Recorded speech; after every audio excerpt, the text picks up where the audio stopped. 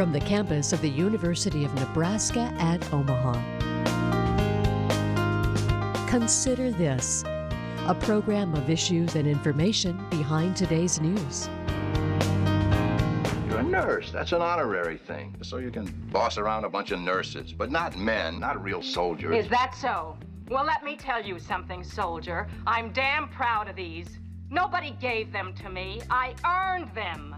And I'm just as much a major as any other major. You'll notice these leaves come in gold, not pink for girls and blue for boys. Hey everyone, I'm Kathy Wyatt. Welcome to the 26th season and this week's edition of Consider This. Our topic, women in the military. We have two of them joining us to talk more about it, both from Offutt Air Force Base. The first is Heather Jackson, a retired Master Sergeant. She currently serves as the Managed Care Support Liaison in the 55th Medical Support Squadron. Next to her is Yaelene Neely-Volsey, a Senior Master Sergeant. She is the Senior Enlisted Leader for the Healthcare Operations Squadron. Thank you both so much for being here and welcome. Thanks for having us. Heather, I want to start with you and thoughts about that opening video. That's interesting because you know, I joined the military in 1985, and there weren't a lot of women in the military at that time. I think it goes without saying. There were a lot of people in the military, but not a whole lot of women. And there, you did see disparity in respect in regards to rank between women and men. And some of my mentors, the women that I looked up to, modeled myself after, were very gritty NCOs because they had to be. They had to be tough and they had to be outspoken to be able to garner that attention in meetings where decisions were being made. Okay, thank you. Nice way to open the program. Thank you. Yaelene, I want to go to you and just set some foundational pieces here. Yes. What are the branches in the military? So we have the Army, the Air Force, the Coast Guard, the Navy, the Marines, and then finally we have the Space Force that just joined. Okay, branch. And as we sit here, let's talk about ratio, men to women. What is that? I could speak for the Air Force. We're about 21%. We make up 21% of the Air Force. That's 21 females to every 100 male. Okay, thank you. Yes. Roles. So when we think of women in the military, like yourself, yes, what are we thinking about in terms of the day-to-day? So where would we find female, where would you see women serving in the military?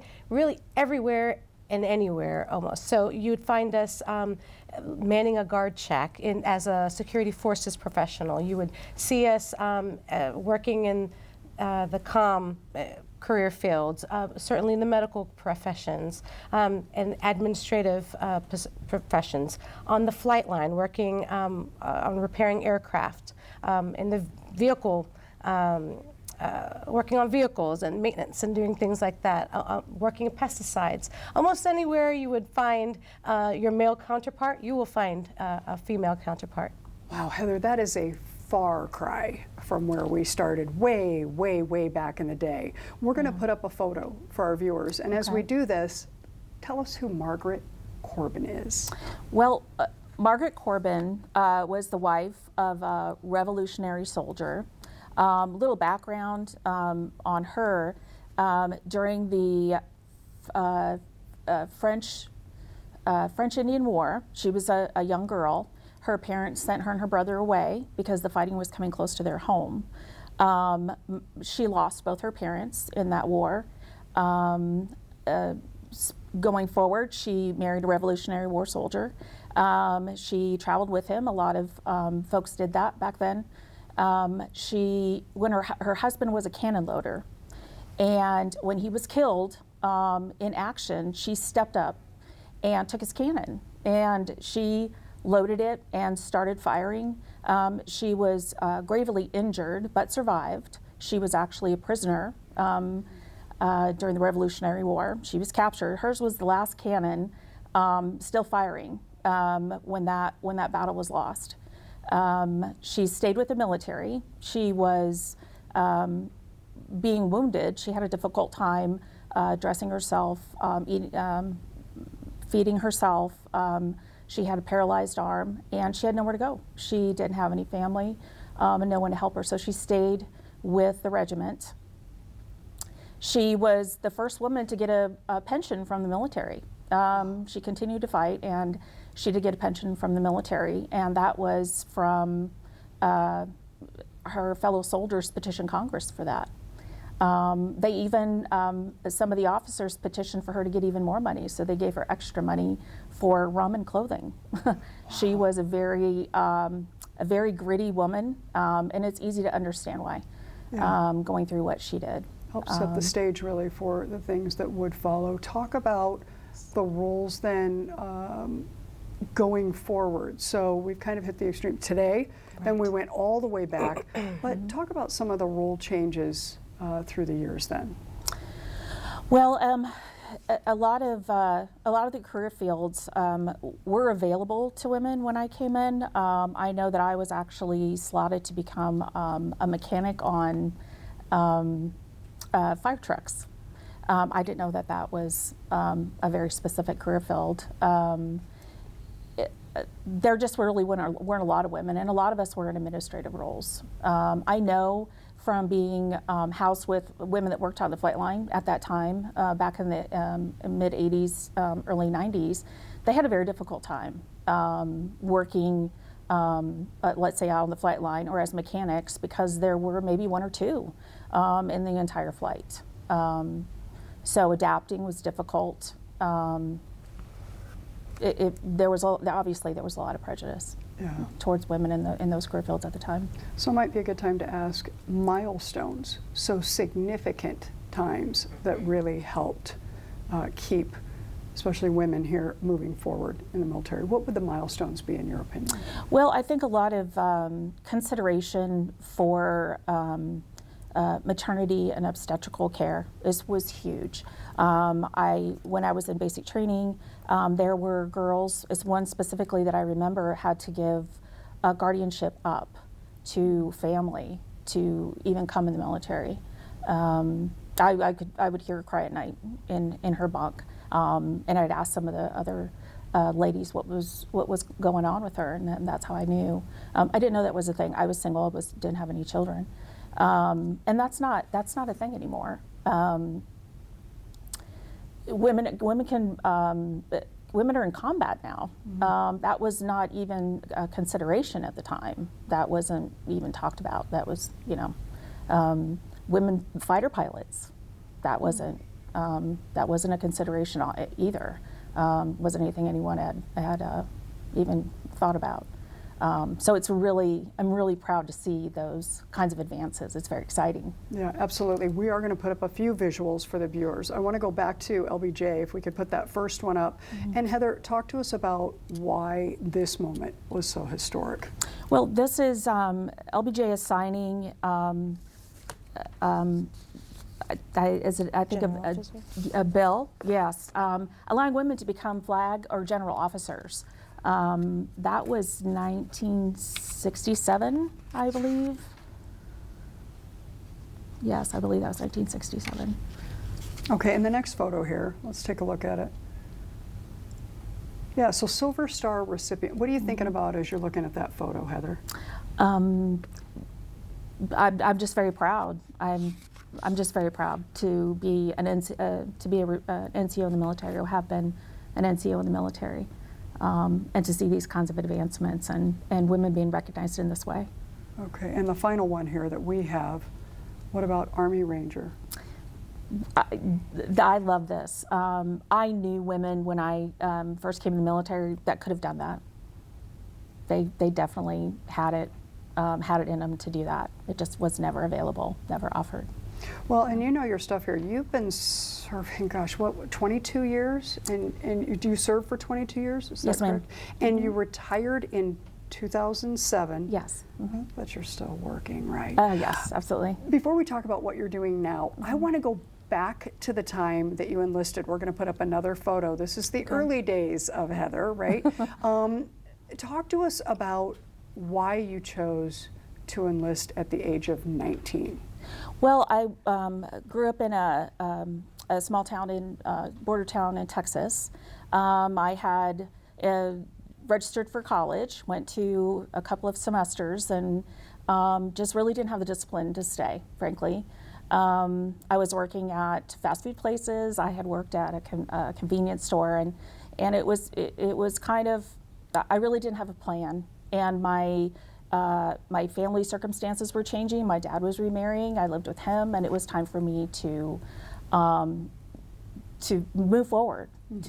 And I worked at Dairy Queen at the time, and there was a young man that worked with me, and he was talking about his father was in the Air Force. And I thought, I've not ever heard anybody talk about the Air Force. I mean, the Army sends recruiters to high schools, and I'd never heard about the Air Force. Why doesn't the Air Force come to the high schools, and why don't they advertise on television? I wanted to know what this branch of service was about.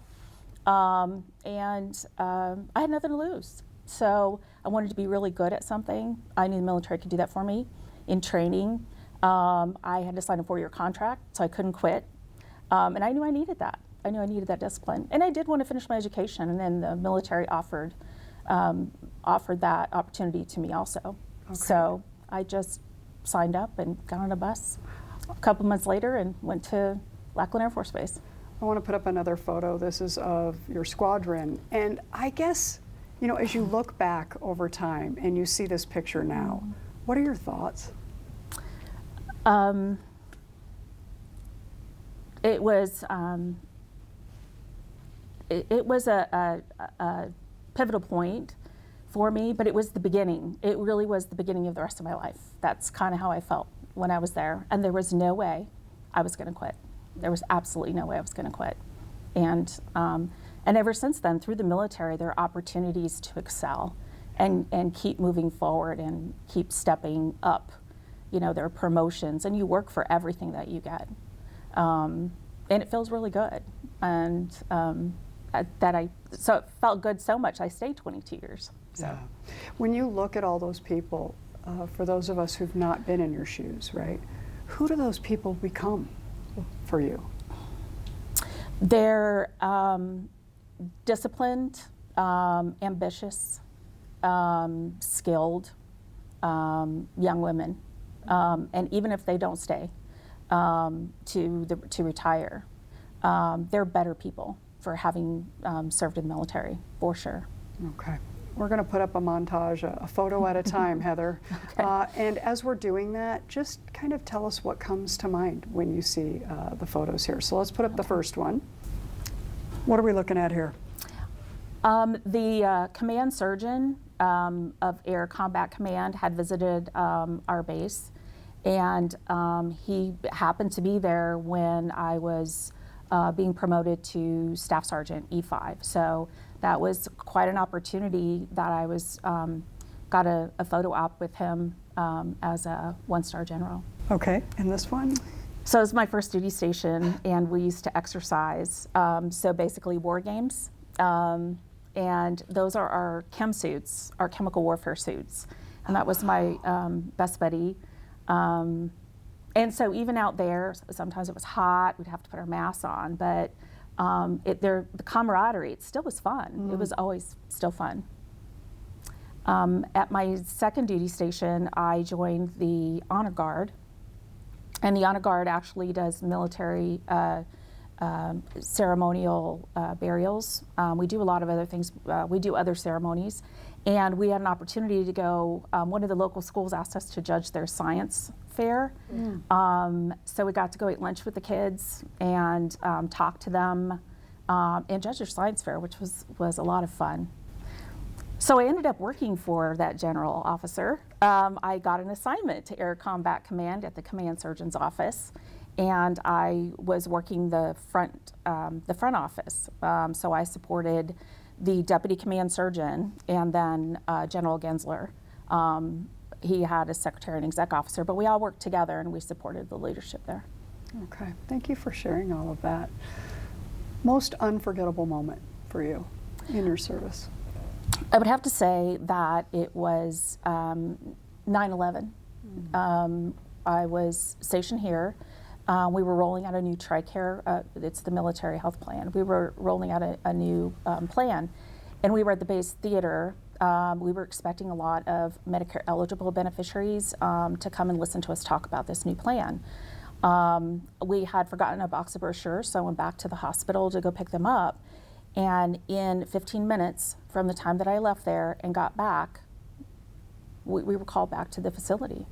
And we had no idea what was going on. So I went back, and my flight commander and flight chief stayed to tell people that were coming up to get that briefing that we were closed and something was going on, and they were confused, and we were asked to stay at the medical group. We weren't allowed to leave once we got there. And we were in ThreatCon Delta, which is very, very rare, if at all, if you are at all, to be in ThreatCon Delta.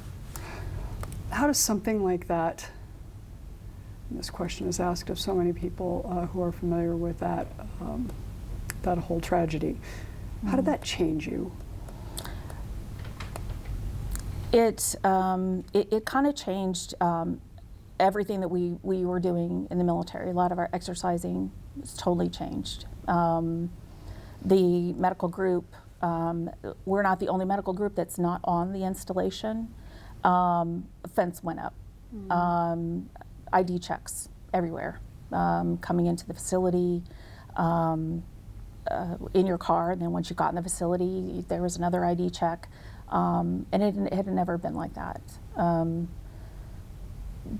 The whole culture changed. The way we exercised, the way we saw our roles in the military changed forever. And I think that's what was very impactful, was it will never be like it was. It will never be like it was. Lots of things changed.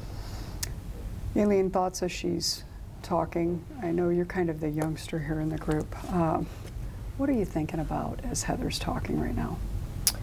You know, I actually reflect back to where I was when September 11 happened. And I was actually in Puerto Rico, on Fort Buchanan, Puerto Rico. My mother is retired Army, and I was in video class, actually, so video productions, when we were watching the news. And when we saw the planes collide with the buildings, we didn't realize what we were watching was live TV. In fact, we thought it was some sort of a production. And there was a very eerie feeling in the air. And it didn't become real until names were being called over the intercom, where parents were pulling their children out of school. You know, although we were in Puerto Rico, we were still on an Army installation. And so while we were not on the CONUS United States, we were still, there was uncertainty. And of course, as a parent, the first thing you want to do is grab your child and make sure that they're with you at, in that time. And so, and as Heather was stating, after that, I mean, our bus rides to school were different. We had armed guards on the buses with us. They would be patrolling the schools, and it was just, that changed. It changed everything from then on out. I just wonder, we look to you for so many things, right? Especially how to get through something like that. Right. How did you get through that and were able to continue to move forward? There is a camaraderie that exists within service members. It extends to their children as well. And so speaking as a child in that environment, we were all mutually afraid what that meant for our parents, what that meant for us, and a lot of our friends and family who we had in the New York area, what does this mean? What does that do? And we were able to lean on each other. And so once I joined the Air Force, that wasn't anything new for me. That was something that I was already accustomed to. I had already kind of gone through some of the moving from one area to the next and reestablishing yourself as a person and integrating with a new group of individuals. And these individuals who are not the folks that you've grown up with your entire life, and so that for me was very organic because it's all I'd ever known. Mm-hmm. And I would imagine there are viewers who are shaking their heads right now. This whole moving around thing in and of itself can be so incredibly difficult. Yes. But you adapt. You adapt and you overcome. And now thanks to social media, I have friends from all over the country. I lived in Panama when I was in 8th grade, so I have friends in Panama City, Panama, friends in Puerto Rico. I'll be celebrating my 20-year high school reunion this year. And so we'll be going there. And, just friends all over. And those friends have then splintered off and done different things, whether it's joined the military, gone into marine biology, different things, pursued medical degrees, stay-at-home mothers, mechanics, aircraft pilots. I mean, you just name it. It's just such a diverse group of individuals. And I feel privileged to be associated with that group of individuals. So cool. Yes. We have photos of you as well, Yaelin. Yes. And we're going to put those up for our viewers now. Okay. Please tell us what we are looking at here. All right. All righty.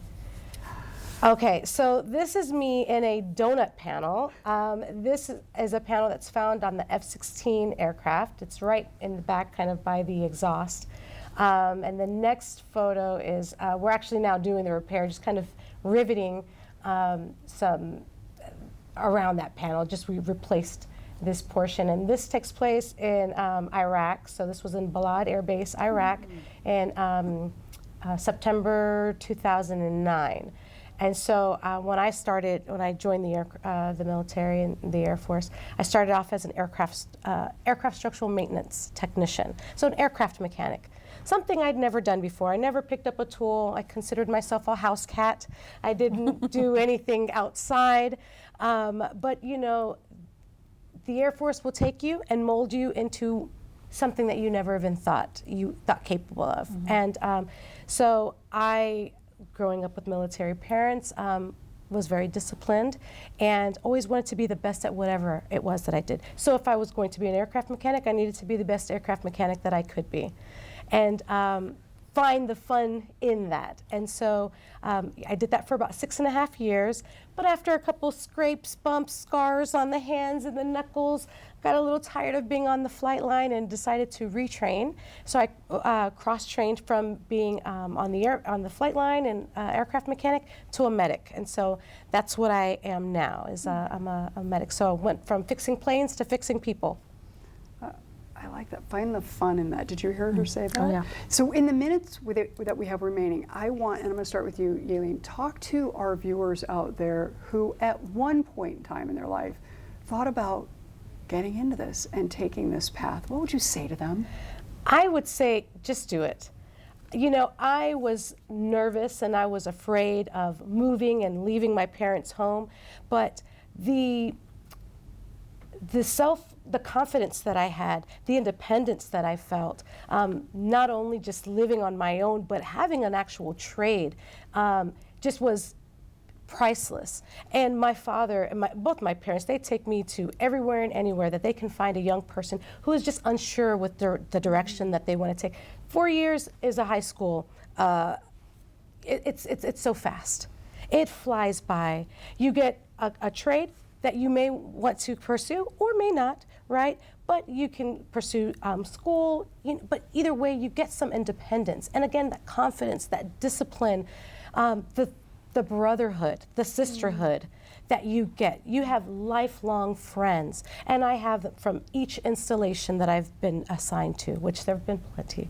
And then just in the pit stops along the way, you just make these amazing relationships and these connections with individuals that it's just, I wouldn't trade it for anything. Well, and Heather, one of those stops along the way, retirement, quite a big deal. We have about a minute. Talk to us about retirement in this realm.